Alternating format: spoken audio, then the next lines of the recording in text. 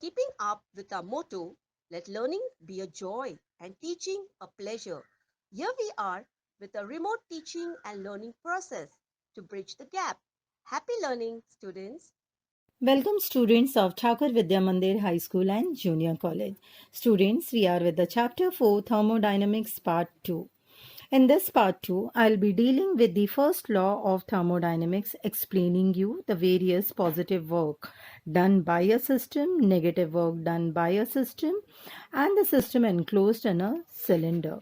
Thereon, we further move with the topics such as increase in the internal energy, decrease in internal energy, and no change in internal energy. We'll be dealing with the thermodynamic state variables, thermodynamic equilibrium and its type, and finally the thermodynamic state variables and the equation of state. So let us continue our journey through the part 2 of thermodynamics chapter 4. Let us understand the first law of thermodynamics. I'll consider a very common thermodynamic system which consists of some quantity of an ideal gas enclosed in a cylinder with a movable, massless and frictionless piston, which you could see very evidently in this diagram. It is showing you the two conditions, that is before and after, showing you the motion of a piston. The piston is moving outwards. At this stage, we could say tentatively that the base of our discussion is on the basis of the kinetic theory, which is called as a microscopic description of a system. Therefore, it is very important to keep in mind that a thermodynamic system can be completely described on the basis of a macroscopic model. Let me explain you what is given in the diagram. I consider the work done by the system, that is the gas, in the increasing volume of cylinder. During the expansion, this figure shows you the gas molecules which strike the piston lose their momentum to it and exert a pressure on it. Therefore, the header as it states that the positive work is done by a system, the gas definitely does a positive work on the piston when the piston is pushed out in so that the volume of the gas increases. We continue with the same first law of thermodynamics, showing you the second condition, which is a negative work done by a system. As you could see in the diagram, student, that the piston is moving in. The motion of the piston is showing an inward arrow. The conditions mentioned in the diagram are before and after, which is exactly reverse of the diagram I have showed you earlier. So let us consider a system enclosed in a cylinder with a movable, massless and a frictionless piston so that its volume can change. When the piston is pushed in, the volume goes striking it, gaining a momentum from the piston. The gas does a negative work on the piston. Therefore, this figure definitely shows you a system enclosed in a cylinder with a movable, massless, and a frictionless piston in which definitely the volume can change. Thus, we have seen both the types of the system showing a positive work and a negative work done by the system. We now move on to the third condition of the first law of thermodynamics, which is showing you a system enclosed in a cylinder. The diagram here indicates clearly that the force is a byproduct of pressure multiplied by the surface area. The system is shown with an arrow, whereas a small displacement is determined by small dx.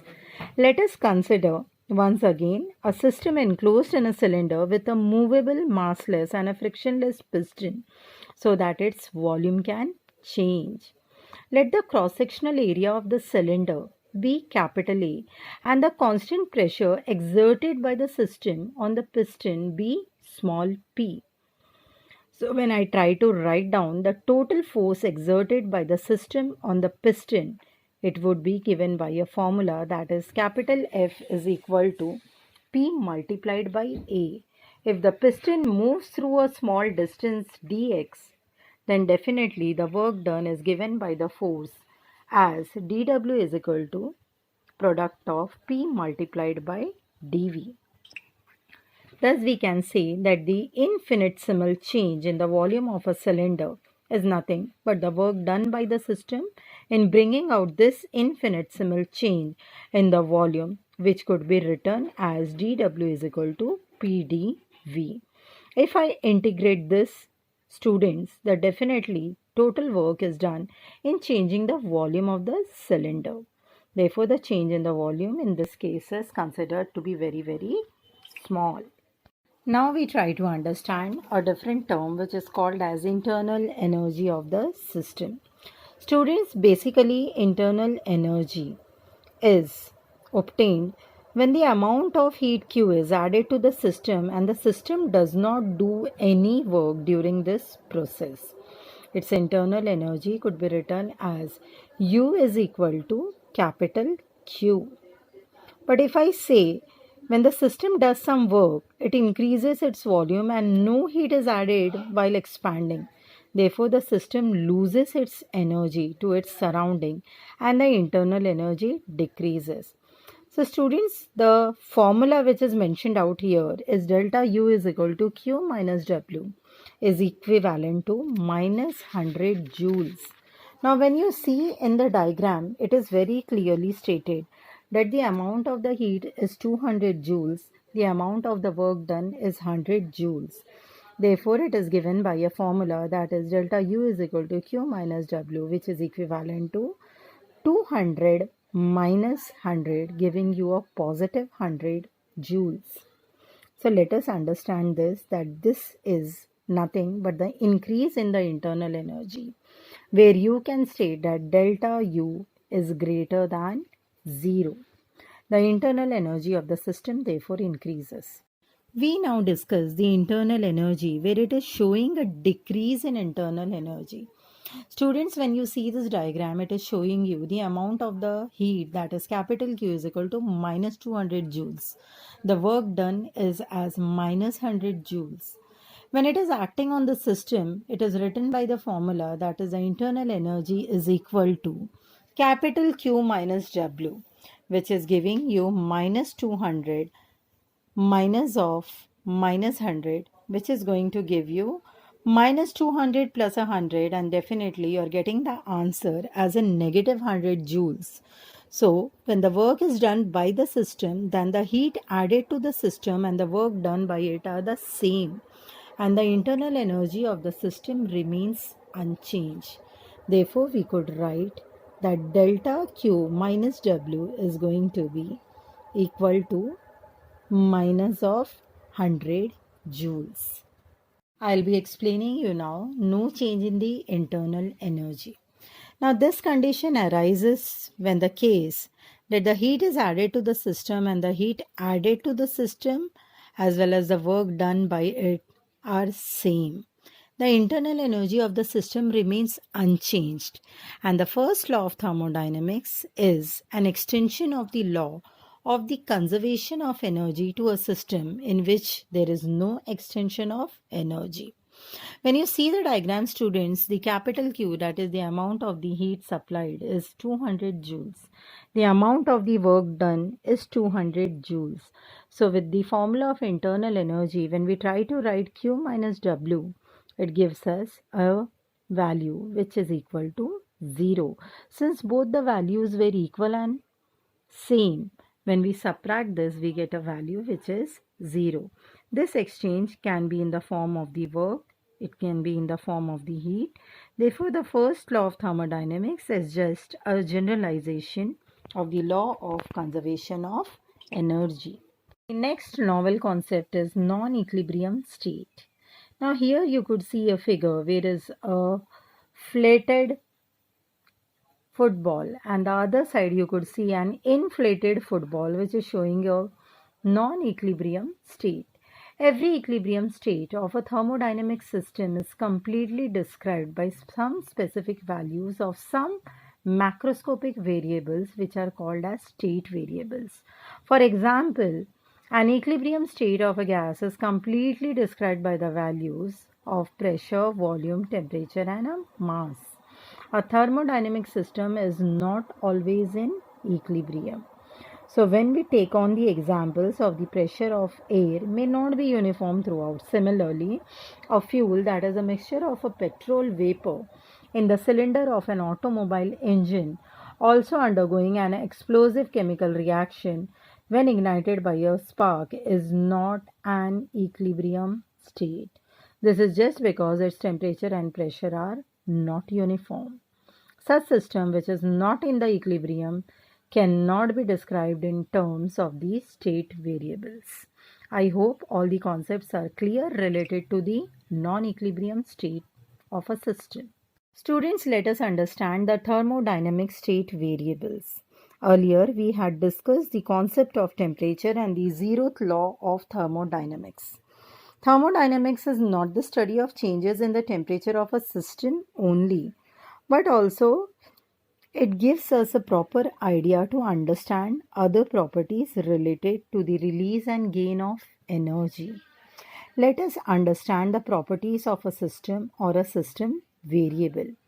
As you could see in the bigger circle, a property is also called as a state variable, and the different examples of the properties are pressure, temperature, density, and mass. Let us divide these variables into two parts. One is called as intensive variable and the another one is called as an extensive variable. Intensive variable do not depend upon the size of the system, whereas the extensive variable depends upon the size of a system.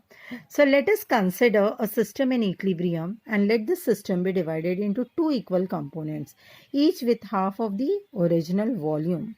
So we could notice the different factors as pressure, temperature and density are the same in both compartments, and these are going to be called as intensive variables, whereas the total mass and the internal energy U of the system are equally divided into the two compartments, and these are going to be called as extensive variables of the system. Let us understand a system in a thermodynamic equilibrium. Let us talk about its three phases. One is mechanical, chemical, and the third one is thermal. Mechanical equilibrium is a phase when there are no unbalanced forces within the system. For example, that is the system and its surrounding, and this is said to be in mechanical equilibrium with each other. For example, the pressure throughout the system and between the system and its surrounding is same. Let us move on to the another system, which is chemical equilibrium. A system is said to be in chemical equilibrium when there are no chemical reactions going on within the system. That means there is no transfer of matter from one part of the system to other due to the diffusion. Therefore, a system is in chemical equilibrium when its chemical composition is the same throughout and does not change with the system. The last one is thermal equilibrium. When the temperature of the system is uniform throughout and does not change with the time, for example, your T remains constant, then we could say that the system is in thermal equilibrium. Friends, now we move on to the last part of your part 2, chapter 4, thermodynamics, that is knowing the equation of a state. Now you see this diagram, this is a typical pressure volume diagram, where on the x-axis it is showing you the increase and decrease in the volume, which is V1 and V2, and on the y-axis it is showing you increase and decrease in the pressure, which is P1 and P2. This is very evidently showing you a decrease or a slope in the graph which is moving towards the downward position. The mathematical relation between the various state variable is called as the equation of the state. For example, an ideal gas, that is the equation of a state, is the ideal gas equation. We have heard about the equation PV equals nRT, which we have studied even in standard 11, where pressure, volume and temperature for a fixed amount of the gas, that there is only two variables, and the pressure volume curve for a constant temperature is called as an isotherm. So this equation of a state gives you a proper picture which is showing you an indicator diagram of the system.